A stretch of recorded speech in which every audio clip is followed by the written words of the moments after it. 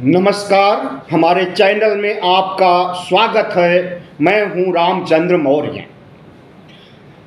साथियों, योगी कितना उपयोगी हैं या अनुपयोगी हैं नरेंद्र मोदी के लिए, इस पर वीडियो बनाने से पहले आपसे हम अनुरोध करेंगे कि हमारे चैनल को सब्सक्राइब कर लीजिए और सामने की घंटी को जरूर दबाइए ताकि विश्लेषण का सभी वीडियो आपके पास तुरंत पहुंच जाए। तो हाँ साथियों, आज का विषय है कि प्रधानमंत्री नरेंद्र मोदी के लिए योगी कितना उपयोगी रह गए हैं।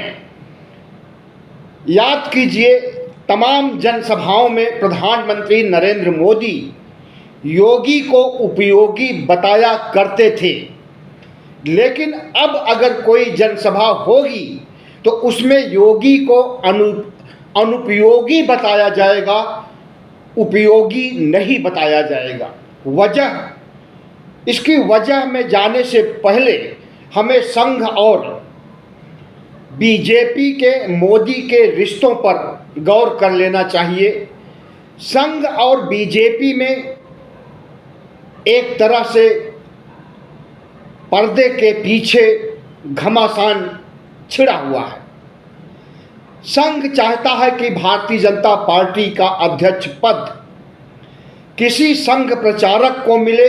वो गडकरी भी हो सकते हैं, राजनाथ भी हो सकते हैं, या कोई और बड़ा चेहरा हो सकता है, लेकिन न तो गुजरात लॉबी को बीजेपी का अध्यक्ष पद मिले और गुजरात लॉबी के समर्थकों को भी बीजेपी पद न मिले, जो मोदी और शाह के कट्टर अनुयायी हैं, जो मंत्रिमंडल में हैं या कुछ मंत्रिमंडल से भी बाहर हैं। उन्हें कतई नहीं आरएसएस स्वीकार करेगा बीजेपी प्रमुख, बीजेपी अध्यक्ष के रूप में। तो अभी जो लड़ाई हो रही है वह संघ और बीजेपी के बीच है, और उसी लड़ाई को लड़ रहे हैं केशव प्रसाद मौर्य, गडकरी और दूसरे नेता भी। केशव प्रसाद मौर्य शाह गुट से हैं और शाह और मोदी की डायरेक्ट लड़ाई है।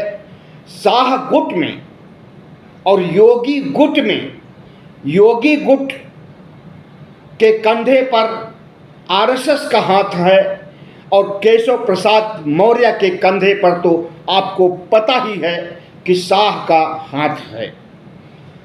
ऐसे में आरएसएस योगी के कंधे पर बंदूक रख करके चलाना चाहता नहीं है, बल्कि चला रहा है, और शाह केशव के कंधे पर बंदूक रख करके संघ को निशाना बना रहे हैं। संघ और बीजेपी या संघ और मोदी की लड़ाई क्यों हो रही है, इसकी तह में भी हमें जाना चाहिए।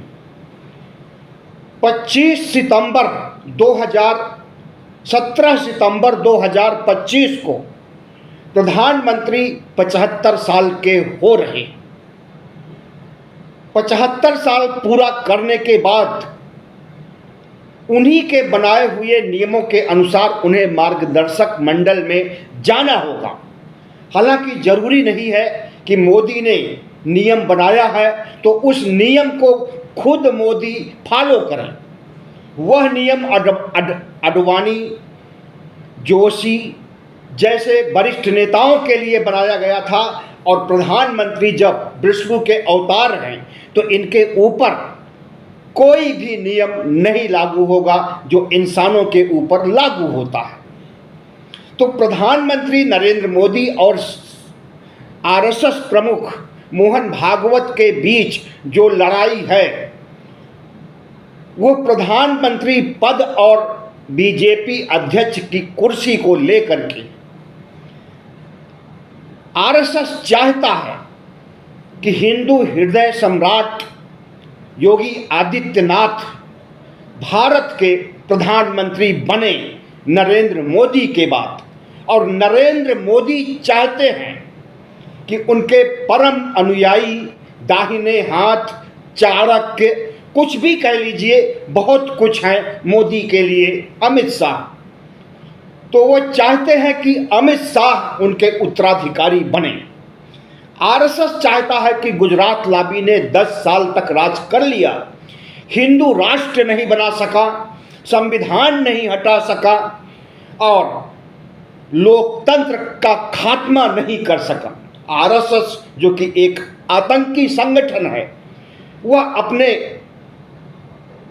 डर और भय से, नफरत से राजनीतिज्ञों को भी प्रभावित करना चाहता है और चाहता है कि यह देश 2025 तक हिंदू राष्ट्र बन जाए, संविधान का राज खत्म हो जाए, लोकतंत्र खत्म हो जाए, राजतंत्र आ जाए और संविधान की जगह मनुस्मृति आ जाए।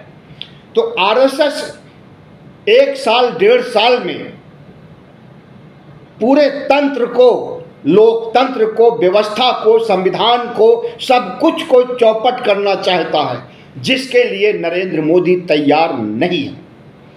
आरएसएस चाहता है कि जब 25 सितंबर 2025 को अगर नरेंद्र मोदी अपने ही बनाए नियमों के अनुसार कुर्सी छोड़ देते हैं तो उस कुर्सी पर योगी आदित्यनाथ को बैठाया जाए और हिंदू हृदय सम्राट योगी आदित्यनाथ इस देश में हिंदुत्व को आगे बढ़ाएं और हिंदू राष्ट्र के प्रमुख बने और मनुस्मृति को लागू करें।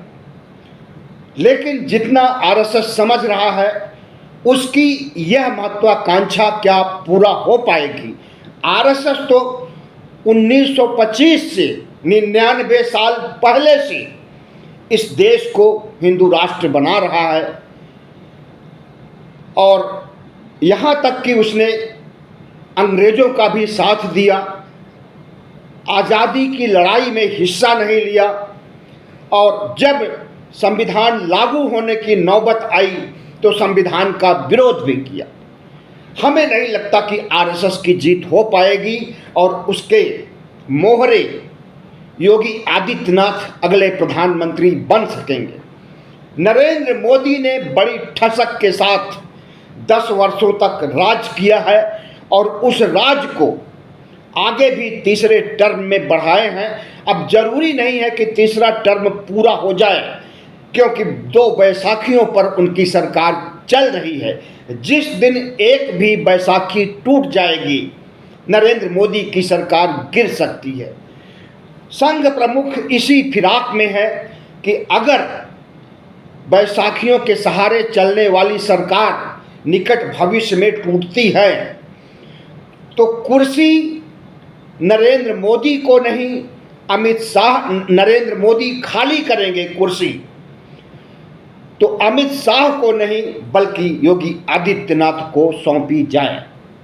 इसके लिए आरएसएस भारतीय जनता पार्टी के ऊपर दबाव डाल रहा है, लेकिन भारतीय जनता पार्टी अपने को सर्वशक्तिशाली समझ रही है, आरएसएस से भी ऊपर समझ रही है और भारत ही नहीं दुनिया की नंबर 1 पार्टी समझ रही है। ऐसे में नरेंद्र मोदी संघ प्रमुख के सामने झुकना नहीं चाहते हैं और उन्होंने बाकायदा ऐलान भी करवा दिया था चुनाव के दौरान अपने अध्यक्ष जेपी नड्डा से कि अब हमें संघ की कोई ज़रूरत नहीं है, क्योंकि संघ के मंसूबों को मोदी पहले ही भांप गए थे।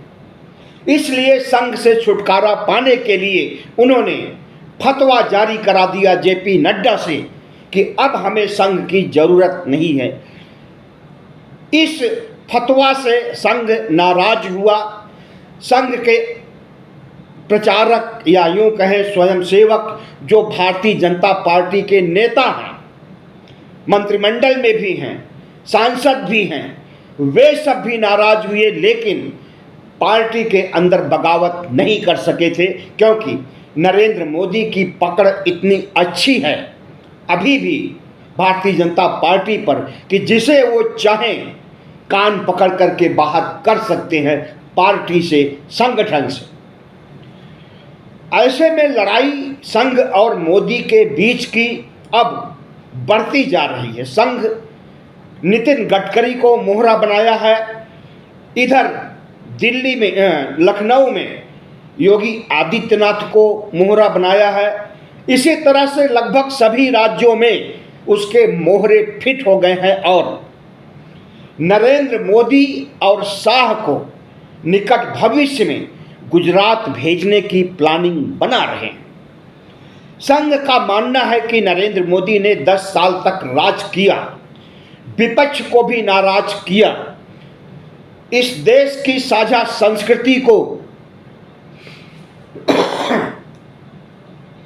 आगे बढ़ाने का काम किया है, जबकि आगे बढ़ाने के बजाय सिर्फ हिंदुत्व को आगे बढ़ाना चाहिए था। तो नरेंद्र मोदी कुछ संविधान और लोकतंत्र के नज़दीक हैं और उस नज़दीकी को ख़त्म करने के लिए संघ प्रमुख नरेंद्र मोदी पर दबाव डाल रहे हैं। लेकिन अब गेंद फिसल गई है नरेंद्र मोदी के हाथ से भी और संघ के हाथ से भी।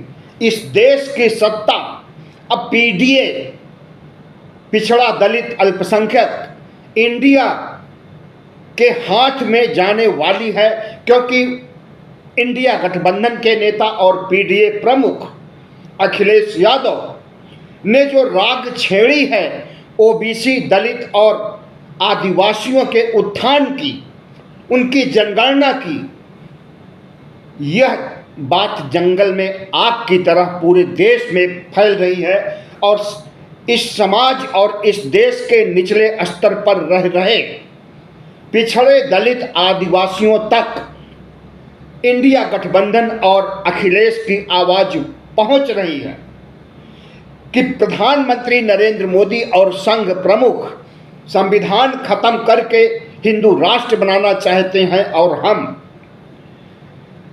ओबीसी, एससी, एसटी को उनका वाजिब अधिकार दिलाना चाहते हैं, उन्हें देश की मुख्य धारा में लाना चाहते हैं और संघ ओबीसी, एससी, एसटी को फिर से 4000 साल पहले मनुस्मृति युग की ओर ले जाना चाहता है। इतना ही नहीं बल्कि मनुस्मृति को संविधान बनाना चाहता है। तो यह बातें अब ओबीसी, एससी, एसटी तक तेजी से पहुंच रही हैं और कुछ स्तर तक पहुंचने के बाद ही भारतीय जनता पार्टी की बुरी हार हुई है। 303 सीट 2019 में थी और जब ओबीसी, एससी, एसटी के वोट कम हुए तो वह 240 पर आकर के ठहर गए और इंडिया गठबंधन और विपक्ष को बड़ी जीत मिली और लगभग बीजेपी के बराबर 235 सीट इंडिया गठबंधन की और 270 एनडीए गठबंधन की, 4-5 सीटों का अंतर रह गया।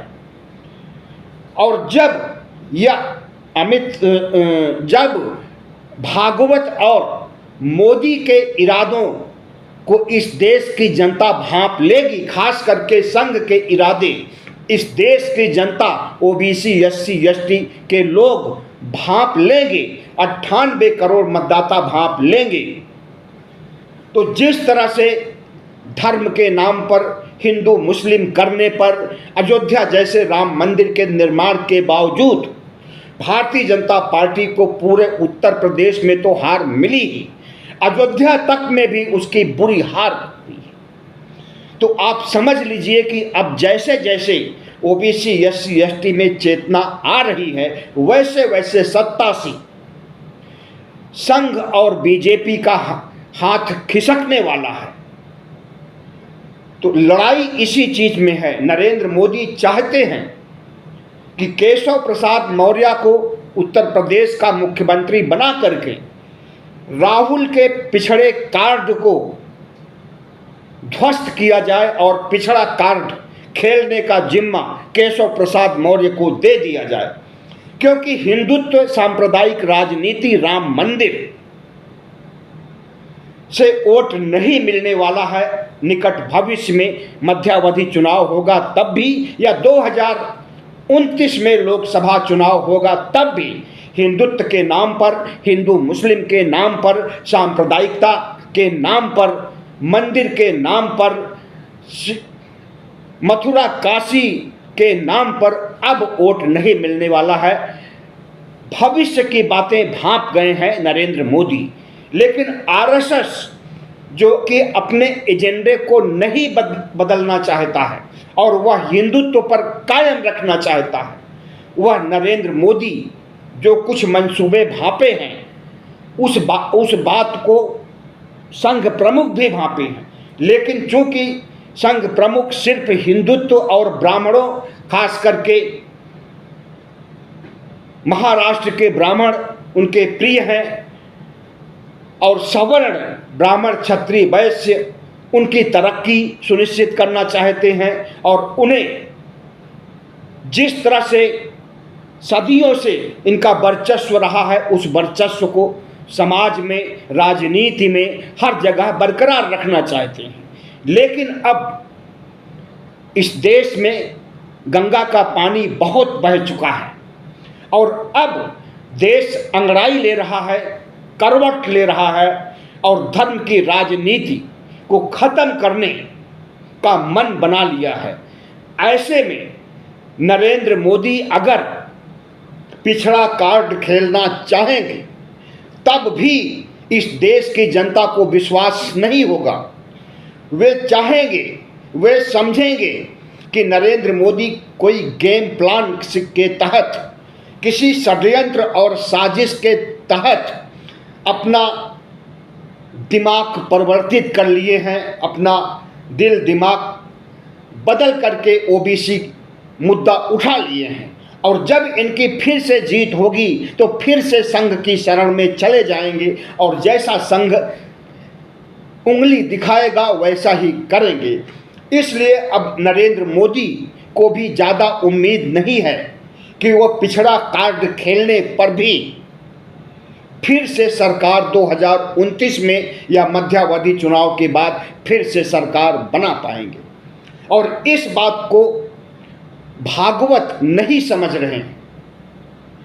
अगर पिछड़ों को, दलितों को, आदिवासियों को उनका हक अधिकार नहीं दिया जाएगा, उनकी जनगणना नहीं कराई जाएगी, उन्हें राष्ट्र की मुख्य धारा में नहीं लाया जाएगा तो निश्चित रूप से वह भारतीय जनता पार्टी को वोट नहीं देंगे।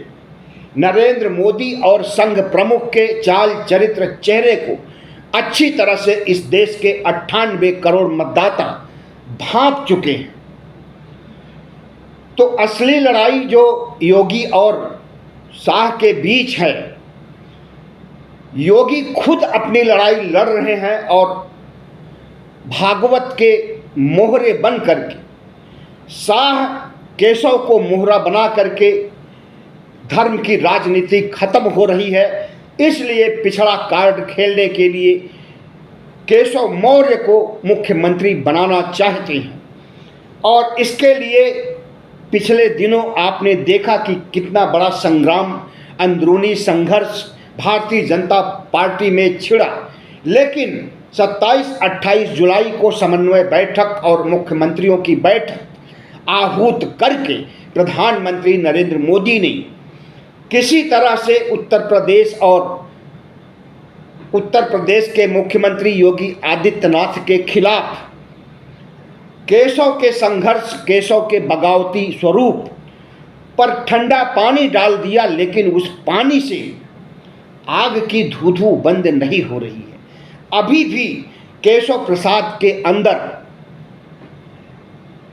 आग जल रही है और अभी यह आग आज से नहीं जल रही है।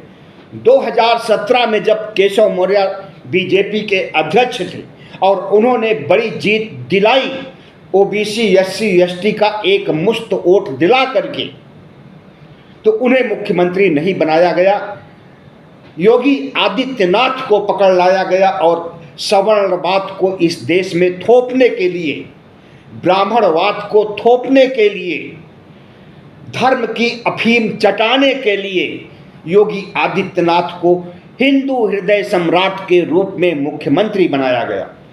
लेकिन जब हिंदुत्व का मुद्दा अब फेल हो गया है चुनाव में, तो प्रधानमंत्री नरेंद्र मोदी को समझ आ गई है कि पीडीए का विकल्प इंडिया गठबंधन के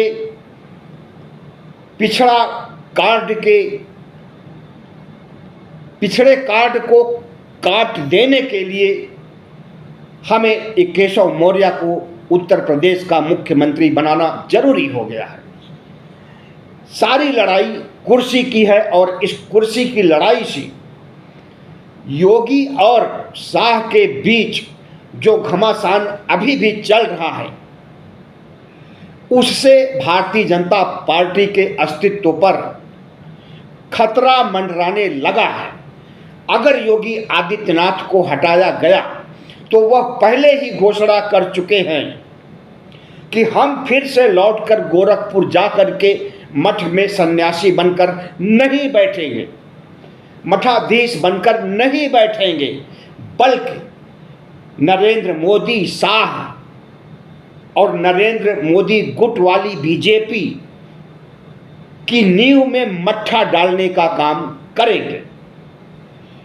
तो लड़ाई दोनों तरफ से तेज चल रही है, पर्दे के पीछे, कभी कभी पर्दे के बाहर भी आ जाती है। और अभी 2 दिन पहले योगी आदित्यनाथ के अधीन गृह मंत्रालय है, लेकिन गृह मंत्रालय के वरिष्ठ पुलिस अधीक्षक, डीजीपी कह सकते हैं, डायरेक्टर जनरल ऑफ पुलिस, और तमाम बड़े अधिकारियों की बैठक केशव प्रसाद मौर्य करते हैं और कहते हैं कि इस प्रदेश में अपराध बढ़ गया है, घूसखोरी बढ़ गई है, इस पर कंट्रोल कीजिए।